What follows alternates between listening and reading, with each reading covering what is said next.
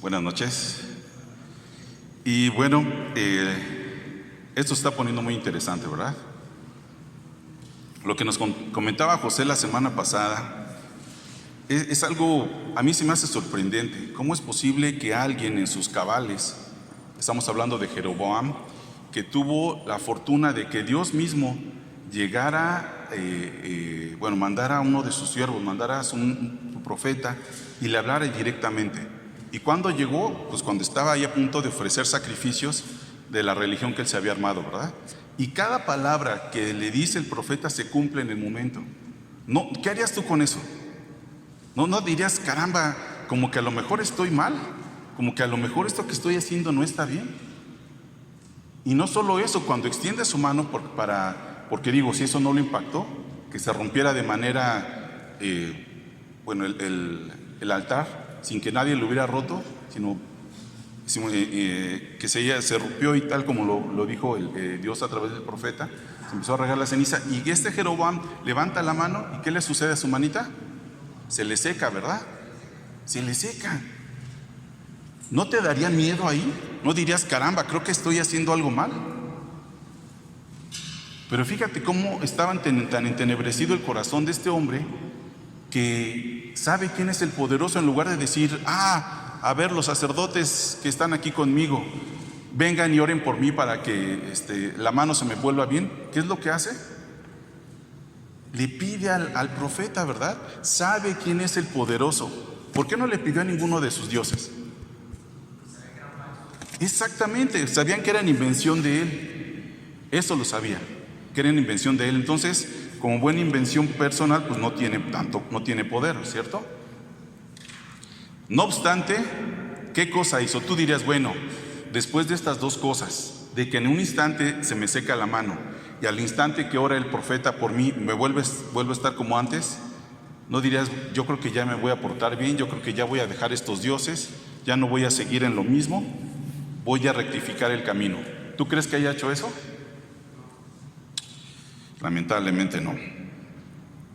Lamentablemente no. Entonces, vamos al Primera de Reyes, capítulo 14.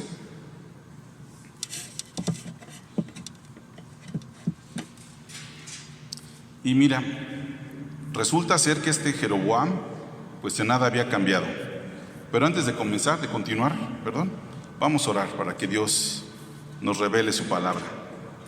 Padre bendito, te agradecemos, Señor, el que podamos estar aquí juntos, Señor, para recibir de ti, Señor, para estudiar esta palabra tuya.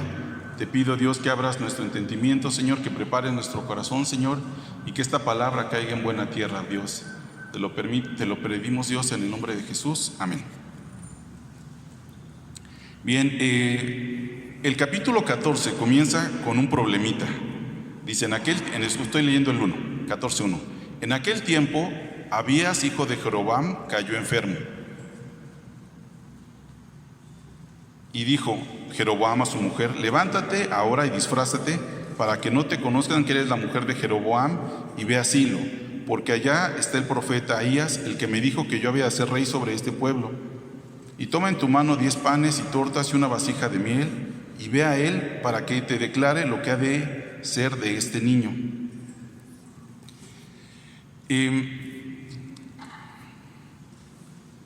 Aquí es difícil de entender un poco a Jeroboam. El profeta Ahías era un profeta ¿de qué? ¿De uno de sus dioses? No, ¿verdad? Era el profeta de Dios. Y ese profeta de Dios fue el que le dijo a él en capítulos anteriores que él iba a ser el rey sobre Israel. Él, pues ya vimos que se corrompe, que hace lo que se le da la gana. Pero aquí otra vez vuelve los ojos, no a uno de sus sacerdotes, no a uno de los dioses que él conoce, que él creó, sino va con Ahías, profeta de Dios.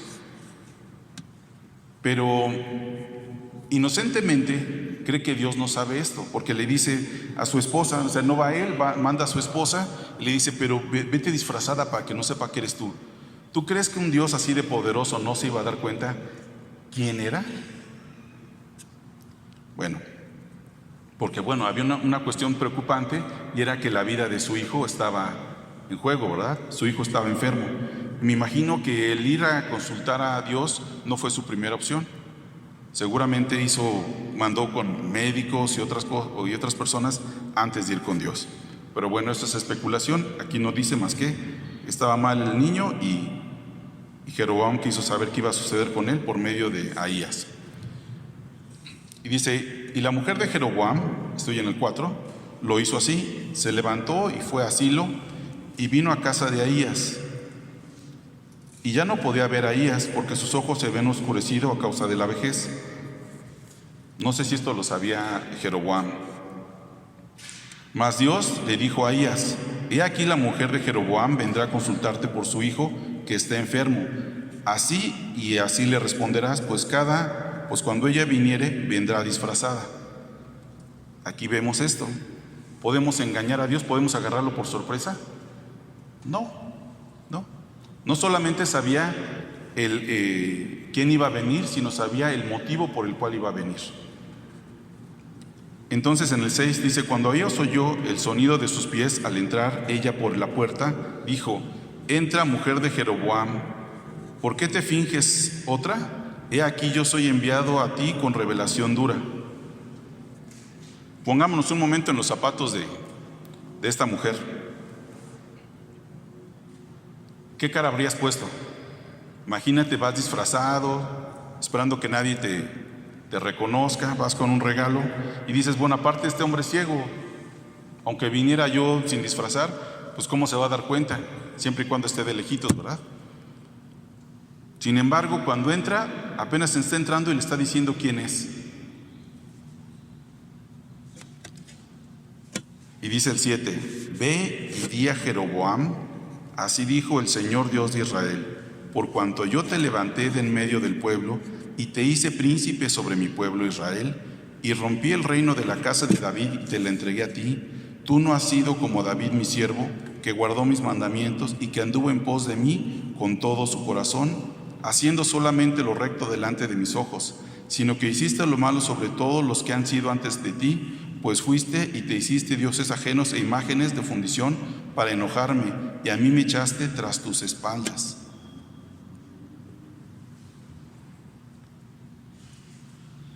Aquí vemos cómo lo que dice Pablo más adelante en el Nuevo Testamento. Dios no puede ser burlado. Dios no puede ser burlado. ¿Pensó Jeroboam que mandando a su mujer disfrazada, Dios no se iba a dar cuenta? Pues vemos que no, que Dios estaba al tanto de todo lo que estaba haciendo y que no era algo agradable. Pero fíjate que esta no es la única vez que Dios le ha hablado a Jeroboam. Dios le mandó, en el capítulo 13 por lo menos, le mandó a alguien más. Y lo mandó con poder, con señales para que vieran, cosa que no hicieron. Pero lo mandó. O sea, Dios no quería que Jeroboam terminara así. Por eso mandó a su profeta, por eso lo mandó con señales, lo mandó con un milagro. Y no hizo caso. Y aquí viene la consecuencia en el 10. Por tanto, he aquí yo traigo mal sobre la casa de Jeroboam y destruiré de Jeroboam todo varón, así el siervo como el libre en Israel. Y barreré la posteridad de la casa de Jeroboam como se barre el estiércol, hasta que sea acabada. El que muera de los de Jeroboam en la ciudad lo comerán los perros, y el que muera en el campo lo comerán las aves del cielo, porque Dios lo ha dicho. Fíjate qué castigo tan grande.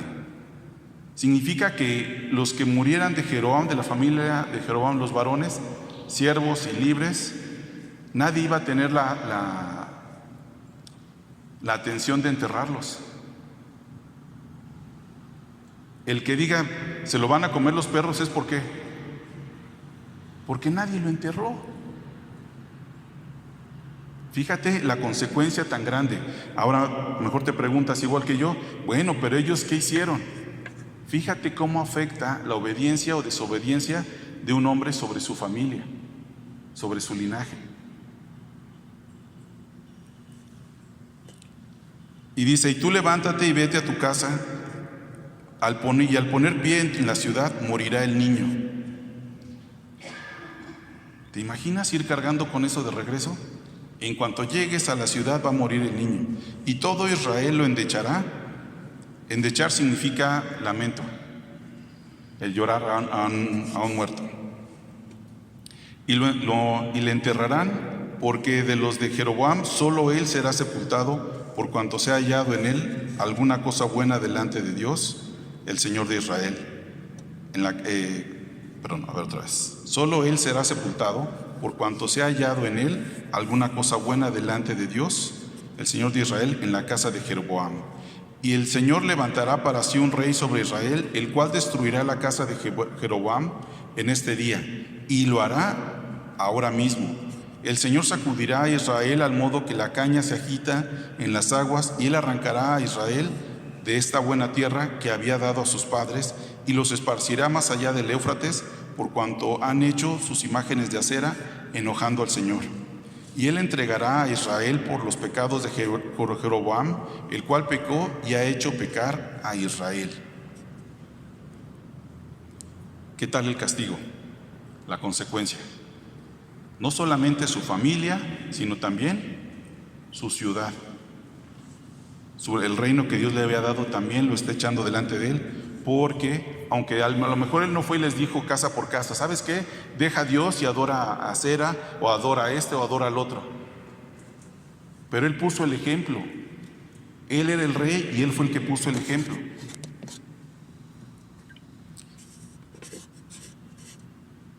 Dice en el 17: entonces la mujer de Jeroboam se levantó y se marchó y vino a Tirsa, y entrando ella por el umbral de la casa, el niño murió, y lo enterraron y lo endechó todo Israel conforme a la palabra del Señor, la cual él había hablado por su siervo el profeta Ahías.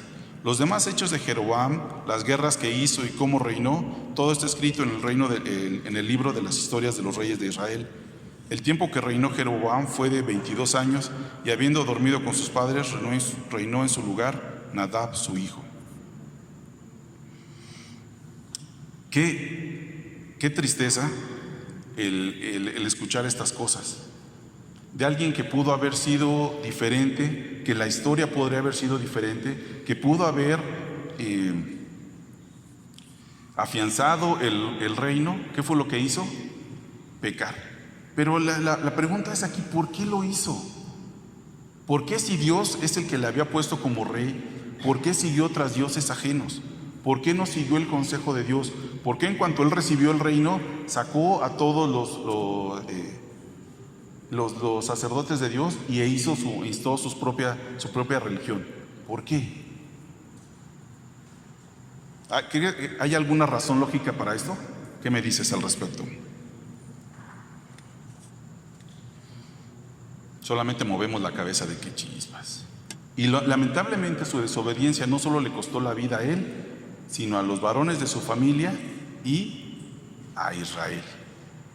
Porque de estar en una tierra que ya les había llevado mucho tiempo llegar ahí, se quedaron sin nada. Y aquí le está diciendo Dios que los iba otra vez a esparcir. ¿Y qué crees que pasó con Roboam? ¿Te acuerdas de Roboam, el que estaba reinando Judá? El otro reino, ¿qué crees que dijo? Chispas, ese cuate Jeroboam sí le está regando. Se me hace que yo no voy a hacer lo mismo, me voy a arrepentir. ¿Qué crees que hizo Roboam? Vamos a ver qué hizo. Dice: Roboam, hijo de Salomón, reinó en Judá. De 41 años era Roboam cuando empezó a reinar, y 17 años reinó en Jerusalén, ciudad que Dios eligió de todas las tribus de Israel para poner allí su nombre. El nombre de su madre fue Naama, amonita. ¿Quién educó a este Roboam? Su mamá. ¿Y su mamá de dónde era? Era amonita. Su mamá tenía como Dios al Señor de Israel, al Dios de Israel. No, ¿verdad? Lamentablemente, una de las consecuencias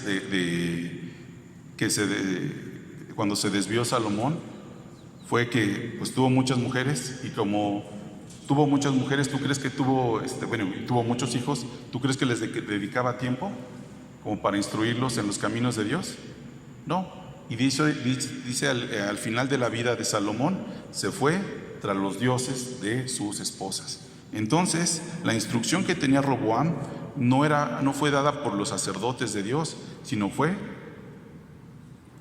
por gente que adoraba los dioses de los amonitas.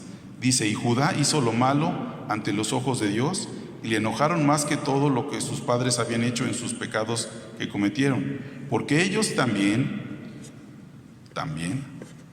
se edificaron lugares altos, estatuas e imágenes de acera, en todo collado alto y debajo de todo árbol frondoso.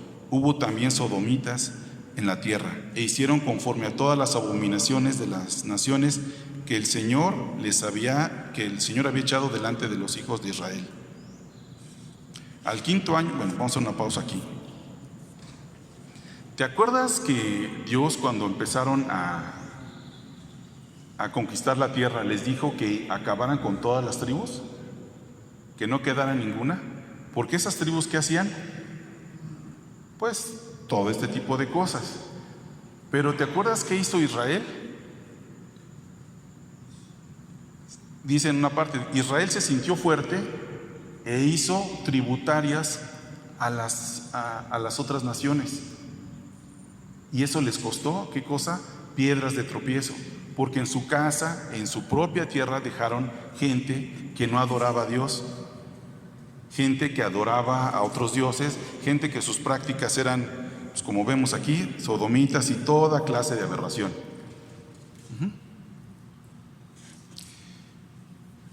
Y estos pueblos son los que en este momento están siendo una piedra de tropiezo, gran piedra de tropiezo para Judá.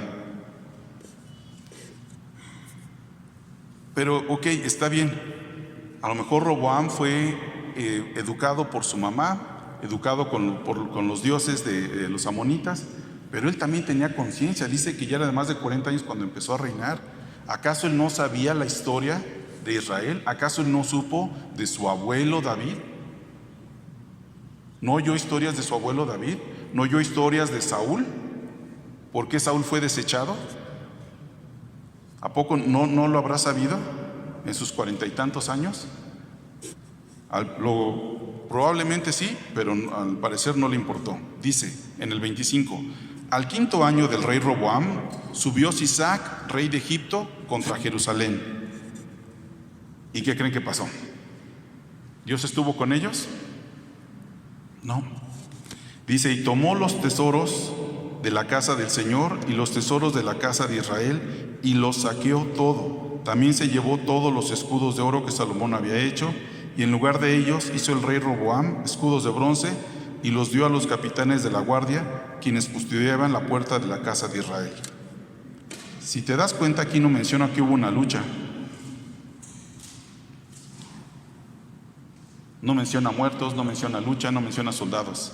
¿Qué pasó? ¿Qué crees que sucedió? Vamos a leer otra vez en el 25, dice, al quinto año del rey Roboam subió Sisac, rey de Egipto, contra Jerusalén y peleó. ¿Hubo una resistencia por parte de Judá? ¿Hubo guerreros por parte de Judá que se levantaron contra el rey para impedir la invasión? No dice nada, solo dice que subió y tomó los tesoros de la casa de Dios. ¿Qué pasó con ese pueblo guerrero?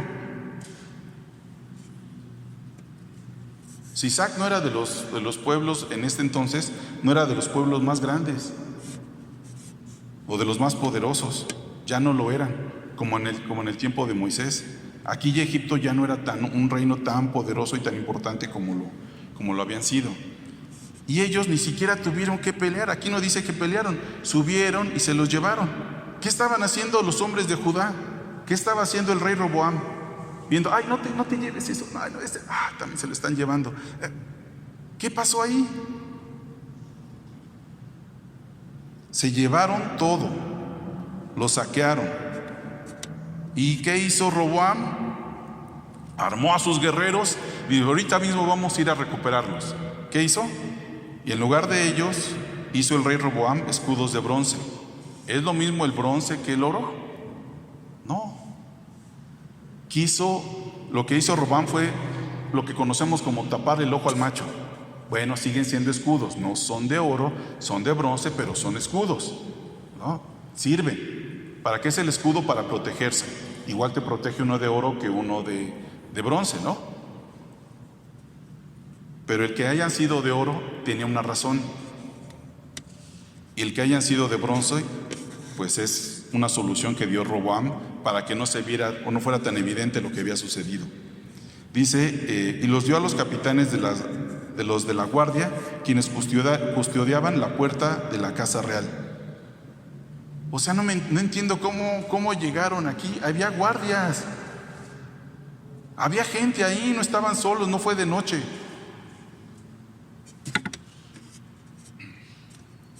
Dice en el 28, cuando el rey entraba a la casa de Dios, los de la guardia los llevaban y los ponían en la cámara de los de la guardia. O sea, para que no se los fueran a robar otra vez. Entonces, ¿cómo fue que el reino que vimos cuando Salomón tomó el reino, se hizo cargo del reino de Israel? El poder político, el poder económico, el ejército tan grande que tenían, ¿qué pasó? Estamos hablando que no han pasado muchos años. ¿Dónde quedaron?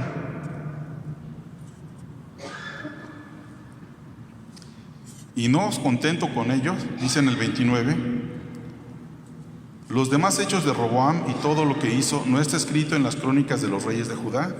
Y hubo guerra entre Roboam y Jeroboam todos los días. O sea, no tenían aliados, ni siquiera ellos que eran de la misma sangre se aliaron. ¿Hasta dónde los llevó el pecado? Y dice, y durmió Roboam con sus padres y fue sepultado con sus padres en la ciudad de David. El nombre de su madre fue Naama Amonita y reunió en su lugar a Abiam, su hijo. Bien, ¿qué podemos aprender de aquí? ¿Qué podemos aprovechar de esta historia? ¿Qué nos quiere decir Dios? Digo, ninguno de nosotros es rey, ni va a ser rey, ¿cierto? O sea, por este lado pues, podemos estar tranquilos. Pero Dios está hablando a nuestra vida. El tiempo que Dios nos está dando en esta tierra, los dones y las habilidades que Dios nos ha dado, son cosas sobre las cuales tenemos que gobernar. ¿Qué cuentas estamos dando?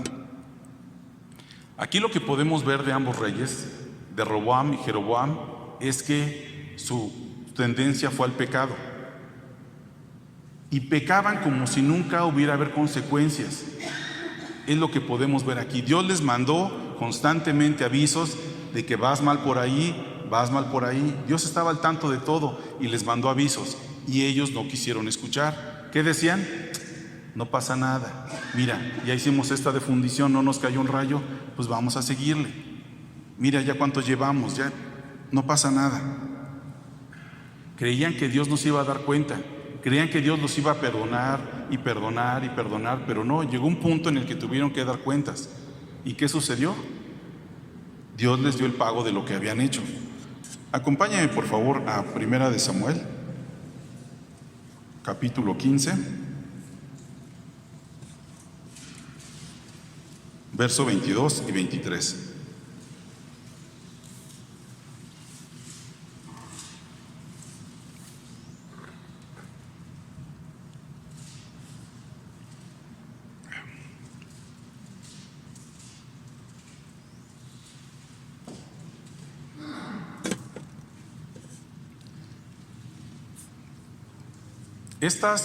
Tanto Roboam como Jeroboam tuvieron instrucción de Dios.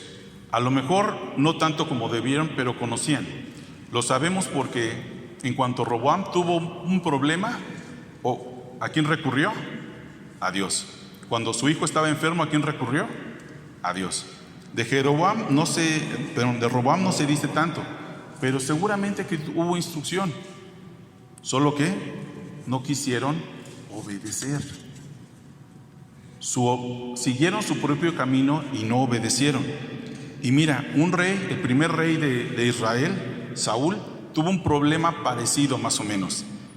Y Samuel, el profeta de Dios, le dijo así: Dice en el 22, y Samuel dijo, ¿se complace Dios tanto en los holocaustos y víctimas como en que se obedezca a las palabras de Dios? Ciertamente el obedecer es mejor que los sacrificios y el prestar atención que la grosura de los carneros. ¿Ok? A lo mejor ellos pensaron que, no me pasa nada si desobedezco. No pasa nada. No ha pasado nada, no va a seguir sin pasar nada. Pero el desobedecer no es cosa sencilla, no es cosa que diga Dios, bueno, pues desobedecieron y ya. Dice en el 23, porque como pecado de adivinación es la rebelión, y como ídolos e idolatría la obstinación. Por cuanto tú desechaste la palabra de Dios, Él también te ha desechado para que no seas rey. Y eso fue lo que sucedió exactamente con Jeroboam y Roboam. Tristemente, ellos quisieron seguir su propio camino, no les importó lo que decía Dios y tuvieron que pagar las consecuencias. Pero lo más triste de todo es que no solo ellos, tanto Judá como el reino de Israel sufrieron las consecuencias. Sus propias familias sufrieron las consecuencias. Y no es algo nuevo, aquí se lo estaba diciendo Samuel a Saúl, el primer rey, que hizo algo parecido. No se hizo dioses ni nada, sino que simplemente desobedeció.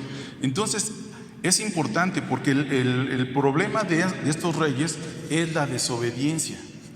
No tanto la falta de conocimiento, fue la desobediencia, la deliberada desobediencia de cada uno de ellos. Y Dios nos pone aquí en una perspectiva qué tan importante o qué tanto afecta la falta de obediencia. Dice, ciertamente el obedecer es mejor que los sacrificios y prestar atención que la grosura de los carneros. ¿A qué se está refiriendo Dios con esto?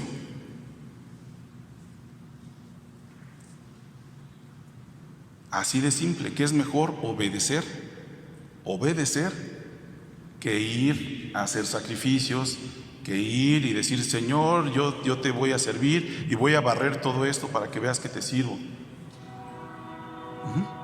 Eso no sirve si no se está obedeciendo a Dios.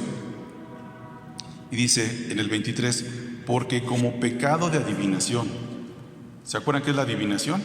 ¿Qué tanto detesta Dios la adivinación? Dice, así de feo o así de malo es la rebelión. ¿Qué es la rebelión? La desobediencia. Cuando sabes hacer algo, cuando te mandan a hacer algo y no lo haces. Y como ídolos e idolatría, la obstinación. ¿Qué es la obstinación? Seguir en tu camino a pesar de que sabes que está mal. Obstinación fue lo que hizo Jeroboam después de que Dios le mandó al profeta, después de que Dios sanó su mano. ¿Qué siguió haciendo él? Lo mismo, se obstinó en su propio camino, siguió con su propio camino. Muy bien, entonces, ¿qué vamos a aprender nosotros de este pasaje? ¿Qué vamos a aprender nosotros de Jeroboam y Roboam? ¿Sabes qué? Nosotros la tenemos más fácil. Ellos no tenían al Espíritu Santo en su vida, en su corazón. La obra de Jesús no había sido completada en ese momento. Con nosotros ya está la obra completada. Nosotros ya tenemos a Jesús en nuestro corazón. Dios pagó por el poder ser nosotros, el poder estar nosotros delante de Él, el poder ser hijos de Él, el poder tener su naturaleza. Ya lo pagó. Hoy podemos ser llenos del Espíritu Santo, cosa que no tenían Jeroboam ni Roboam. Y sí, tal vez nosotros no tengamos que dirigir un reino, tal vez no tengamos grandes puestos, pero no importa, tu vida afecta para bien o para mal a tu familia y a todas las personas que te rodean. Y eso es muy importante, eso es algo que no puedes quitar, no puedes decir, bueno, si me hacen caso es vean a Dios, no hagan lo que yo haga, sino vean a Dios. No va a pasar. A lo mejor no tenemos un Dios, como lo mencionaba José la clase pasada. No tenemos así una estatua, no tenemos una religión. Pero ¿qué hay con todas las cosas que van ocupando el lugar de Dios? ¿Qué tal con las cosas que van haciendo que Dios pase a segundo lugar? Y cada quien lo sabe, no es tan evidente como era en el caso de Jeroboam y Roboam, ¿verdad? No tenemos un altar ahí en nuestra casa, o no traemos algo aquí que nos diga, una playera que diga, yo adoro tal cosa. No, eso es lo peligroso de estos tiempos, que puede ser algo que aparentemente pues no pasa nada, pero si eso está impidiendo que Dios se revele a tu vida, eso te está impidiendo obedecer la palabra de Dios, entonces eso son dioses que te estás haciendo y eso va a tener una consecuencia negativa.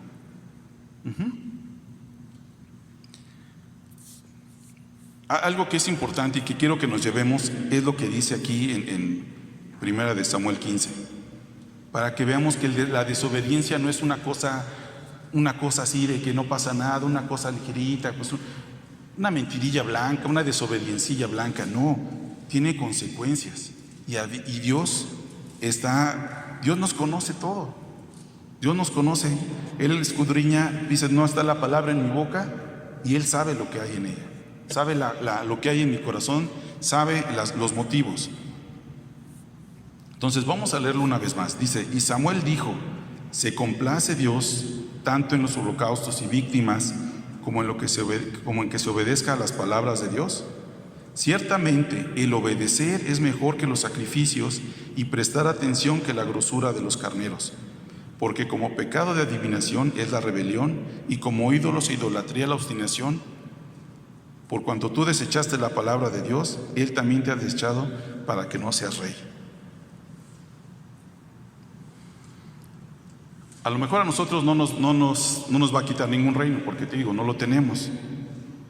Pero sí nos vamos a tener que llegar a dar cuentas. Cuentas de nuestra vida, cuentas de nuestra familia, cuentas de los dones que nos dio.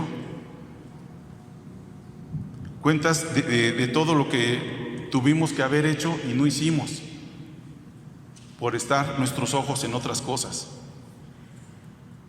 Entonces, aunque sí, en principio lo tenemos más sencillo porque tenemos al Espíritu Santo que constantemente nos está avisando, nos está alertando de que vas mal por ahí, eso no está bien, ¿ok? Pero también somos muy buenos, hemos desarrollado un oído sordo, ¿no? Para esas cosas. Y bien, entonces, ¿cómo le hacemos para no caer en lo mismo que Jeroboam y Roboam? Porque ya vimos, pueden ser exactamente, no que tengamos dioses, que tengamos altares ni nada, pero sí puede haber cosas a las que nuestra atención y inclusive nuestra adoración esté ahí antes que Dios. Y son cosas que pues ¿quién va a saberla? ¿Quién va a saber? Más que Dios y yo. Y Dios es fiel y nos va a estar mandando avisos. Así como se los mandó a ellos, nos va a estar mandando avisos. El Espíritu Santo nos va a estar diciendo, aquí estás mal, cuidado, cuidado. De nosotros depende entonces el obedecer. Entonces, la desobediencia, que fue el problema de estos dos reyes, no es cosa pequeña. La desobediencia a nosotros, aunque somos hijos de Dios, no es cosa pequeña. Es algo que tenemos que tomar en serio, porque somos dados a desobedecer. ¿O a quién le gusta que lo manden? ¿A quién? ¿A quién le dicen, ve por las tortillas? Ay, sí, yo voy, qué buena, estaba esperando este momento para ir por las tortillas. O te mandan a barrer o a trapear, a lavar trastes. ¿Quién dice, sí, qué buena onda, yo estaba esperando este momento para ir a lavar trastes? Qué feliz me siento. ¿Quién lo hace así? No, ¿verdad? Y fíjate, con nosotros todavía es un poco más complicada la cosa, porque Dios ve la intención del corazón. Si me mandan a lavar trastes, puedo decir, oh, yo no quiero lavar trastes, porque siempre a mí, y vas y los lavas. ¿Ok? Pero tu corazón ¿está obedeciendo? No. O puedes hacer la otra, ¿no? Que igual no dices nada, te tocan los trastes y no dices nada, nada más pones cara y los estás lavando y los azotas. ¿Eso te cuenta como obediencia? ¿Nos cuenta como obediencia? No. No nos cuenta como obediencia. Porque aunque estemos haciendo las cosas, no nos cuenta como obediencia, porque mi corazón, ¿cómo está? En rebeldía. Entonces tenemos que tener cuidado con eso, mis hermanos. Ahora, ¿cuál es la solución? ¿Cuál es la solución a esto? Afortunadamente para nosotros, gracias a Dios, tenemos a su Espíritu Santo que nos está avisando constantemente. Entonces, ¿qué es lo que tenemos que hacer? Estar en comunión con Él. Y no me refiero que todo el día estar con la Biblia o todo el día estar leyendo. Desarrollar esa conciencia de que el Dios creador del universo vive en mi corazón y que está conmigo las 24 horas. Y las 24 horas está poniendo atención a mí. No está sus 24 horas, sí está en mí, pero ¿sabes qué? En Ucrania está pasando. Espérame, ahorita, Roberto. Ahorita te digo, no, Dios, pero es que, espérame, ahorita te digo. Ahorita te pongo atención. No, Él tiene la capacidad para tener su atención en mí y en cada uno de nosotros. Entonces Él es el que nos va a estar avisando. Entonces, ¿qué tenemos que decirle? Señor, ¿cuál debe ser nuestra oración? Decirle, Dios, ayúdame a no pecar. Ayúdame a estar atento y que no haya desobediencia en mi corazón. No quiero que haya desobediencia. Y pedírselo así como lo estoy diciendo. De todo corazón decirle, Señor, sé que la desobediencia a ti te disgusta en extremo, entonces no quiero ser alguien desobediente. Ayúdame a ser alguien, un siervo fiel. Porque digo, seguramente no va a haber una luz así que nos va a llevar y un ángel o una voz en el cielo, un trueno diciendo, Roberto, te tocan los trastes. Y yo, sí, Señor, yo te obedezco. No va a pasar así, pero tenemos autoridades, ¿ok? Todos tenemos autoridades, todos. No hay alguien que pueda decir, yo puedo hacer lo que se me da la gana. Bueno, podría, pero realmente no lo puede hacer, ¿no? Hay una consecuencia finalmente. Todos tenemos a alguien a quien rendirle cuentas. Tenemos a alguien a quien obedecer. Entonces, nuestra oración, una parte de nuestra oración, es Dios, ayuda a que mi corazón no sea desobediente, que mi corazón no caiga en rebelión, que mi corazón no esté en obstinación. Porque si caemos en eso, difícilmente vamos a salir de ahí. Dios es misericordioso y nos va a mandar, y nos va a mandar, y nos va a mandar avisos y avisos tras avisos. Pero hay que entender una cosa, todo tiene un límite, hay un fin. Todos los que nacimos en esta tierra, un día vamos a morir. ¿Sabemos cuándo? No lo sabemos. Entonces es mejor, no nada más por miedo a no irme al infierno, sino porque el ser obediente, el ser dócil con Dios, me hace conocerlo mejor, me hace vivir de manera diferente. No solamente por no ir al infierno, sino porque conozco a Dios de manera diferente. Cada vez que vemos en la Biblia de personas que obedecieron, se atrevieron a obedecer lo que Dios dijo, tuvieron una revelación de Dios. Y ahorita ya para terminar, ¿te acuerdas cuando los discípulos de Jesús, que ya era una hora así como esta, medio oscuro, estaban en un lugar medio desértico, habían 5,000 hombres, más mujeres y niños, y los discípulos dijeron, oye Jesús, pues ya despídelos porque pues mira, ya hay que comer y pues, van a tardar en llegar a donde hay que comer. ¿Y qué les dijo Jesús? No es necesario que se vayan, denles ustedes de comer. ¿Te imaginas ese mandato? Si nada más tengo 5 panes y 2 peces, eso no alcanza. Pero se atrevieron a obedecer. ¿Y qué sucedió? Vieron el milagro de Dios. Vieron el milagro de Dios al multiplicar esos 5 panes y 2 peces para que alcanzaran las 5,000 personas, más mujeres y niños, y les sobraran 12 cestas. Entonces esa es la invitación de hoy. Atrévete a obedecer a Dios. Pídele a Dios, pidámosle a Dios que quite de nosotros la rebelión o la obstinación que pueda haber y obedezcámosle. No solamente para no enojarlo o para no irnos al infierno, sino porque cada vez que lo obedecemos, por más grande o pequeña que sea la cosa, estamos conociéndolo. Entonces, bueno, eso es todo lo que lo que preparé. ¿Hay alguna duda?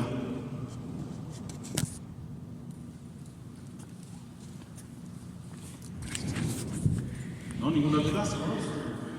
Bueno, entonces vamos a orar para terminar la parte de la clase.